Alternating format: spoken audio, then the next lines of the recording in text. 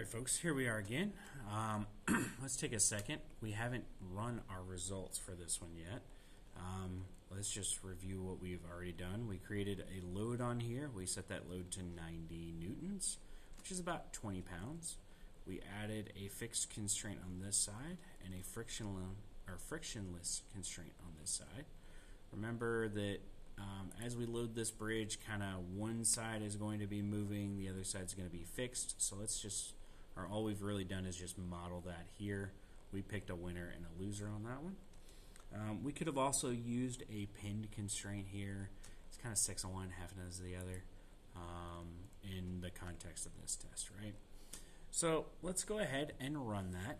To run a simulation, you're going to go ahead and click Results.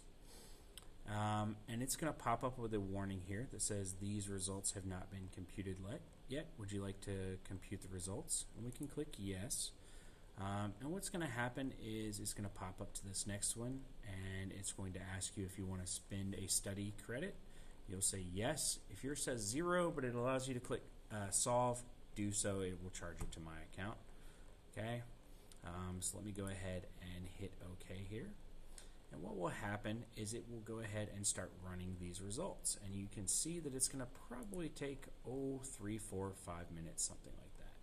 Okay. Instead of waiting for that, I already have some results done. So we're going to go ahead and click into those. And then when this thing finishes, maybe we can look at where we're at. So let's see, is it going to pop up for me? Yeah, here we go.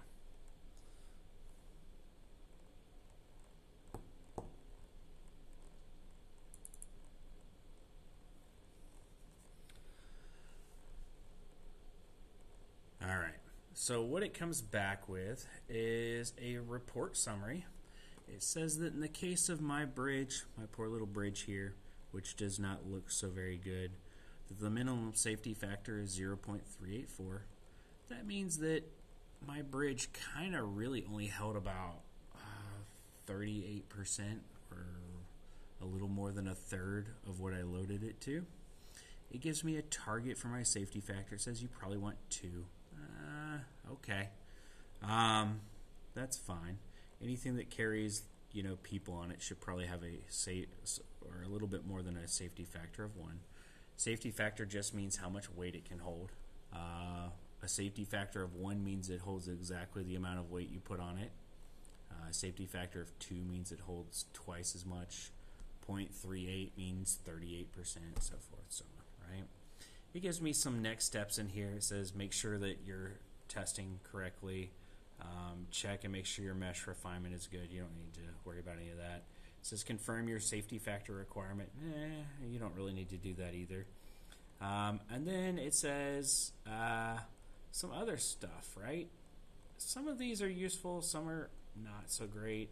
I think maybe strengthen your weak areas is one of the better things that it tells you here. It says select a material with a higher yield. Well, you're stuck with what you've got. This one down here, stiffen the design. That might be a good idea. But let's look at this over here. We get this nice colorful map. This is called a heat map. And this one is currently showing us about our safety factor. So it's telling you that where this bridge is weakest is kind of where you would anticipate it being weakest. And that's where we loaded the bucket. It seems to be kind of where we gave up on the thing. Okay, and then you can see that there's some other stuff that happened here where some of the trusses gave up, right? So not a great thing. You can also see kind of how wavy gravy this thing is. This was all straight at one time. It still is. Remember that Fusion is showing you a very exaggerated distortion map. It's so that you, the designer, get some idea of what is moving where, right? So it's pretty clear that these guys up here are not able to hold this load. Same with these cross members here. But we do have the ability to look at more stuff than just the safety factor. So let's go ahead and see if we can get this to stop doing the thing. So yeah, maybe.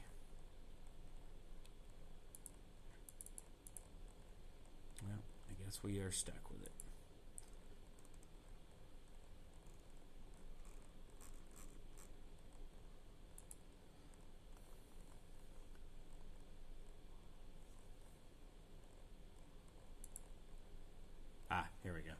Under results, I'm sorry, they recently changed this. So instead of clicking under safety factor, let's go to look at stress. We kind of want to know what stress is before we really dive into this thing. And you can think of stress in very simple terms as kind of like the compressive loads, or where these things are really just colliding with each other, right? And you can kind of see here that there's some stuff that you would expect on here, right? Where this bucket is hanging, where this little thing is, there's a huge amount of stress taking place there. But it's also spread down here on the bottom, so it looks like these cross members definitely failed under stress.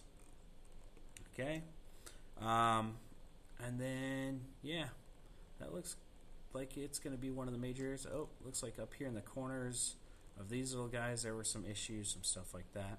Okay, now we can also look at strain. Strain is sort of related to stress. They're kind of counterparts, like flip sides of the same coin. You can think of strain almost as like the tension that's on these things, right? It's not exactly true, but for our purposes in here, we can talk about it like that. And you can see that a lot of the same stuff is showing strain on it as well. It looks like the strain's a little bit lower. Imagine if you were to take a piece of wood and pull it from both ends hard enough that it broke in half, right? What would you see on the end? The broken ends of those, it would almost look like little hairy fibers that had interlocked, that had given up. And that's what strain is kind of showing you is going on here, right? It's the best analogy I can give you for it. But the strain looks remarkably like the stress. Again, they're kind of related here. An interesting one here is the displacement. Remember, displacement is just movement. And we've been kind of looking at displacement the whole time because it's been overlaid on this. You're seeing kind of the wavy graviness of it all here, for lack of a technical term. But you're seeing what you would anticipate here. You're seeing that where that bucket was loaded is pulling the whole thing way, way down, right? It looks like this bridge moved a little under 2 millimeters, right? Right here in the middle. That is enough to crack that bridge, right? That's enough to make those glue joints give up. It's enough to make the balsa wood bend enough to start breaking and fracturing. So a lot of what we're trying to do with this project is keep your bridge from moving. So we did this as kind of a simple underlay here. Maybe you want to make a box girder on the bottom of this thing. Maybe that's something that you can accomplish. That might be a thing that makes this stiffer and stronger, and that'll be good.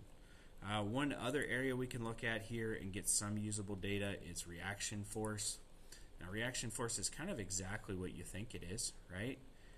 We loaded this thing down with a bucket here. Where are we seeing a reaction happen inside of our model? And it's kind of exactly where you would anticipate it, right? We put this on two tables, and we're seeing that, hey, there's a bunch of stress on, or a bunch of reaction on this side over here. There's a bunch of reaction over here. Now, it's a little bit more complicated than just where it's touching the table, it's pushing back. That's kind of the gist of it. You can also see that there's some artifacts in here from one of our design choices when we did this test, right? When we added this little bitty 1/1000th of an inch face, we actually created some little stress risers in here. So some of these may be artifacts the way that we're tricking Fusion. I think that might be what those little red spots here in these corners are. But I think these are genuine results over here. So it looks like it was pushing down enough on it to possibly cause this edge to fail out here. So that might be something that we have to design for as well. So some tips for you as you go through this. This is a very simple flat bridge, and you are not required to build simply a flat bridge. You could also build a bridge perhaps that had some sort of structure underneath of it that could take this up. Now, it can't touch the floor. Your bridge has to be freestanding.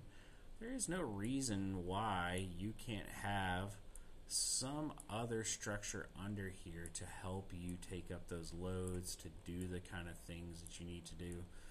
Now I'm just drawing in a very simple one here as a example.